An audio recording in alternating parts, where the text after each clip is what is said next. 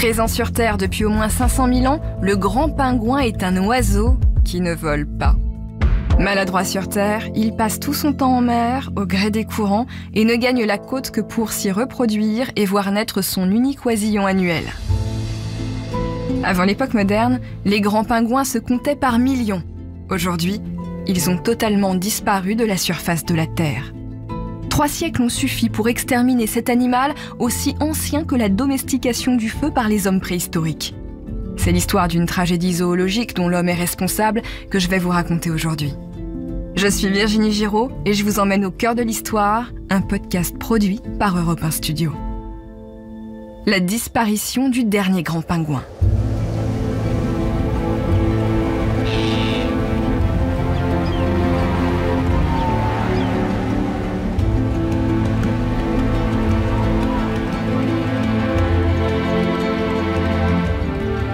Dans les réserves de l'Institut islandais d'histoire naturelle, on trouve une incroyable quantité d'animaux. Un tigre prêt à se jeter sur un kangourou, un lion aux yeux pleins de fureur, une quantité incroyable d'insectes ou encore des reptiles figés pour l'éternité. Si ces scènes captées sur le vif restent immobiles, c'est parce que ces animaux sont tous morts et naturalisés, empaillés si vous préférez. À l'écart, tout seul dans une boîte en verre spécialement conçue pour lui, se trouve un grand pingouin. Il est perché sur un rocher artificiel avec un faux œuf entre les pattes. Il mesure au moins 70 cm. Son dos est couvert de plumes brunâtres, à l'origine elles étaient d'un noir luisant. Son ventre est d'un blanc passé, il est doté d'un long bec en lame de couteau. En s'approchant un peu, on distingue une tache blanche sous chaque œil. En bas de la vitrine, sur un rocher, on peut lire cette inscription peinte en islandais. L'oiseau présenté ici a été tué en 1821. Dans ce pays au cœur de l'Atlantique Nord, on mange des grands pingouins depuis des centaines d'années. Enfin, on en mangeait.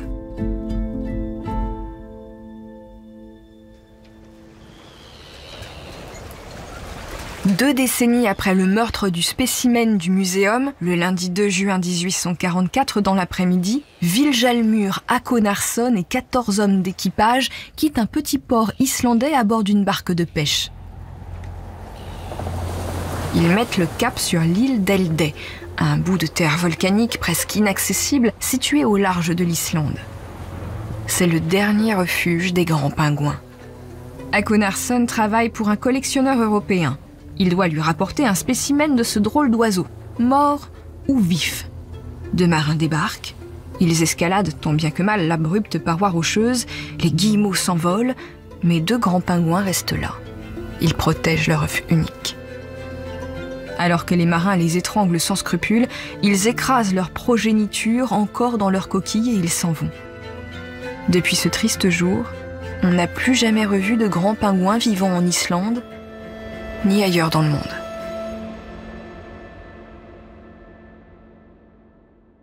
Aujourd'hui, mes chers auditeurs et mes chères auditrices, ce n'est pas vraiment moi qui vous parle, mais un grand pingouin qui vous parle par ma voix.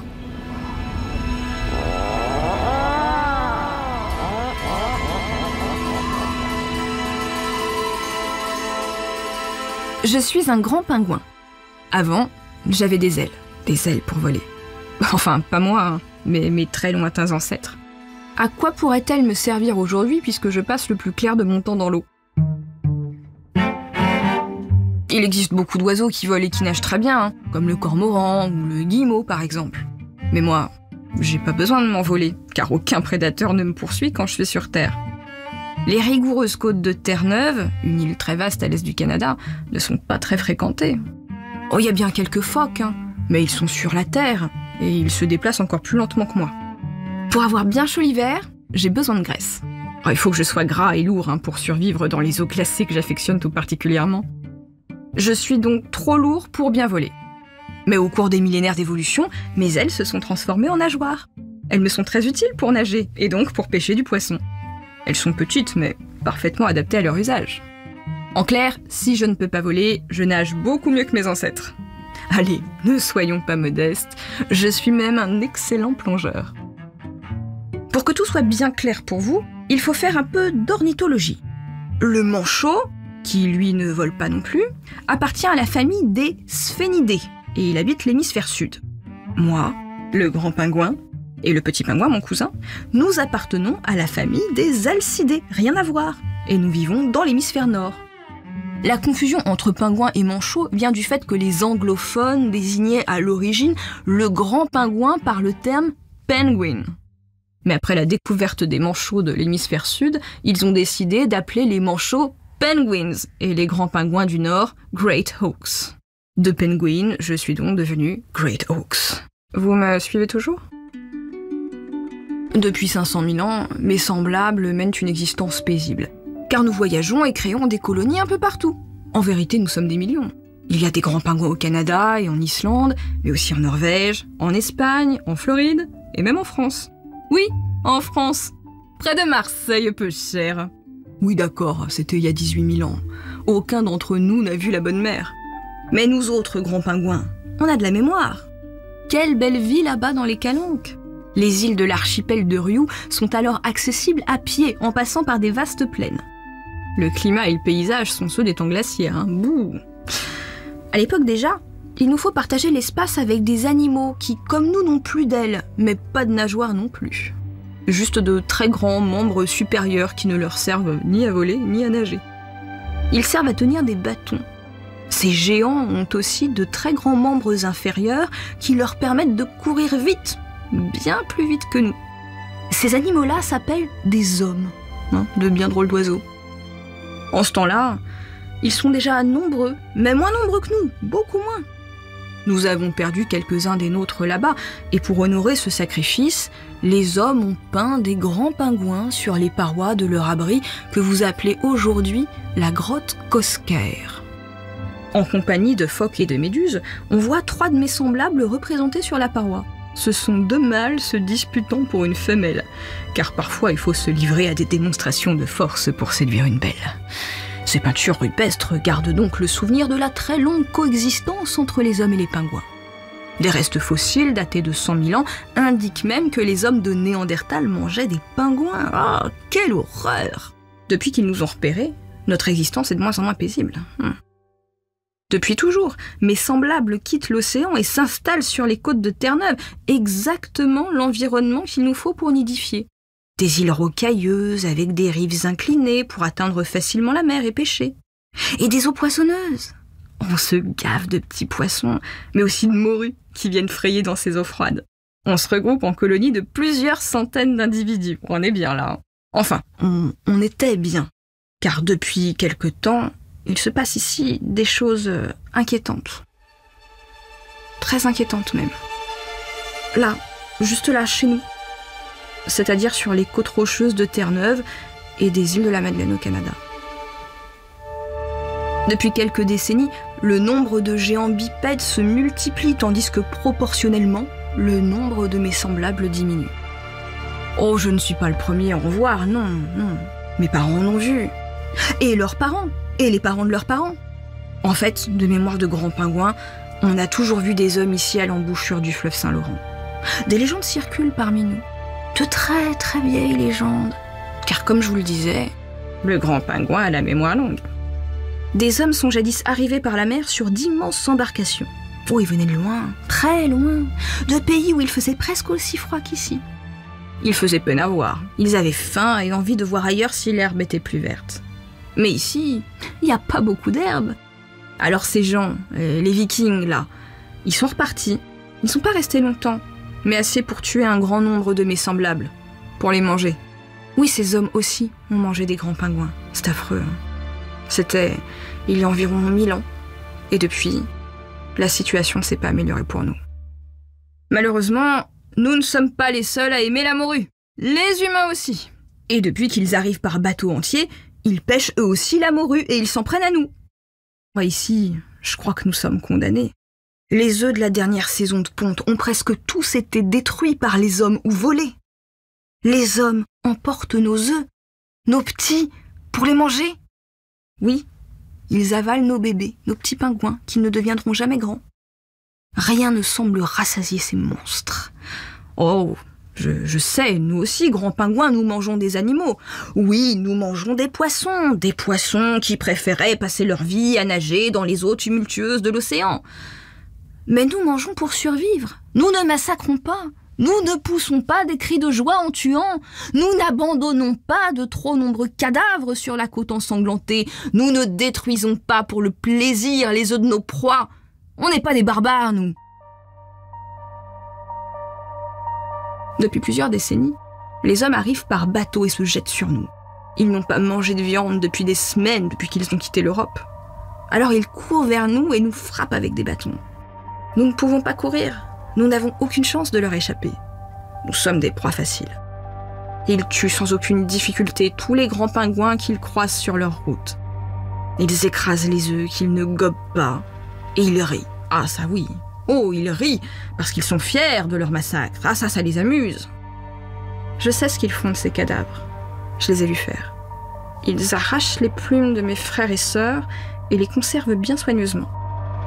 Depuis qu'ils ont exterminé presque tous les canards polaires, les eiders, ils ont besoin d'autres plumes d'oiseaux pour se fabriquer des édredons contre le froid. Alors moi, fier grand pingouin des côtes de Terre-Neuve, moi je vais finir en édredon. À moins que je ne sois capturé par des collectionneurs. Là-bas, sur les grands continents européens, on se rend bien compte que nous sommes en péril, que bientôt il n'y aura plus de grands pingouins nulle part. Alors qu'est-ce qu'on fait ? On attend que les grands bipèdes édictent des lois pour nous protéger, qu'ils réglementent la pêche. Vous êtes un peu naïf si vous attendez ça. Parce que là, ce qu'ils font, c'est capturer des grands pingouins pour les ramener en Europe. Et croyez-moi, on n'arrive pas vivant au bout du voyage. On finit empaillé dans un muséum d'histoire naturelle. Ah oui, alors ça, les noms ronflants, ça leur plaît aux bipèdes. Vous savez ce que c'est, vous, un muséum ? Oui, un muséum. C'est un endroit rempli de choses mortes où il n'y a pas la mer. C'est pour se souvenir des espèces qu'ils ont exterminées. Ah oui, bonjour les enfants, bonjour les enfants. Voilà, je vous présente un dodo. Vous ne savez pas ce que c'est ? C'est normal, moi non plus, il y en a plus de toute façon. Et là, c'est le grand pingouin, les enfants. On a gardé les petits dans les eaux, les petits pingouins. Les gros, on les a mis au muséum. Comme ça, tout le monde peut les voir. Voilà, c'est ça un muséum. Enfin, j'exagère. Il y a aussi de la géologie, de l'entomologie et des dinosaures. Mais ceux-là, ce ne sont pas les grands bipèdes qui les ont exterminés. Tout ça pour vous dire que les derniers grands pingouins du Groenland ont été observés en 1815. Mes parents m'ont dit que certains grands pingouins ont préféré rester en Islande au cours d'une migration. Ils se sont installés sur un petit îlot presque inaccessible à l'homme, un refuge. Nous, à Terre-Neuve, on peut encore vivre, manger, pondre et protéger nos petits. Nos petits. Qu'est-ce qu'on ferait pas pour eux ? C'est là qu'on est le plus fragile. Quel paradoxe, n'est-ce pas ? Au moment où on perpétue l'espèce, on devient vulnérable. Moi qui vous parle, là, je serre entre mes pattes palmées l'œuf de mon tout petit qui doit éclore dans quelques jours. Ma belle n'en a pondu qu'un, comme d'habitude, mais il est beau. Il a la forme d'une poire. Regardez cette coquille d'un doux blanc jaunâtre avec quelques lignes fines noires. Chaque parent couve alternativement au pied des rochers face à la mer. C'est le printemps, il fait doux. Les tout premiers petits ne devraient plus tarder. Ce sera encore une joie et un grand émerveillement de les voir naître et de leur apprendre la vie. Mais en auront-ils le temps ? Parce que ce que je vois au loin sur l'horizon, là, ça me dit rien qui vaille. Une voile, 2 voiles même, qui annoncent encore des hommes affamés armés de bâtons et de haine. Mes semblables aussi les ont aperçus. Mais qu'est-ce que vous voulez ? On va pas fuir et abandonner notre œuf, notre unique œuf.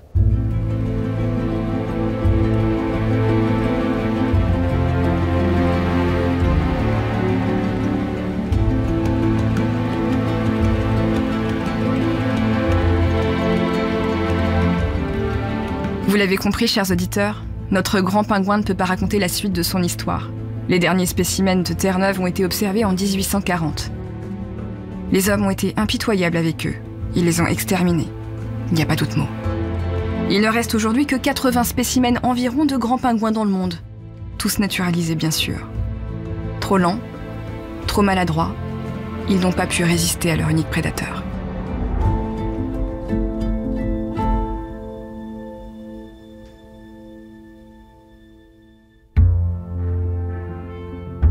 Au cœur de l'histoire est un podcast produit par Europe 1 Studio. À la production, Caroline Garnier. À la réalisation, Clément Ibrahim. À la direction artistique, Julien Tarot. À la composition des musiques originales, Julien Tarot et Sébastien Guidis. À la rédaction et la diffusion, Nathan Laporte. À la coordination des partenariats, Marie Corpet. Pour ce récit, j'ai cédé ma plume à Sandrine Brugot. Et moi, la plume et la voix d'Au cœur de l'histoire, je vous retrouve tous les jours sur l'application d'Europe 1 ou sur votre plateforme préférée et tous les week-ends à 15h sur l'antenne. À très bientôt.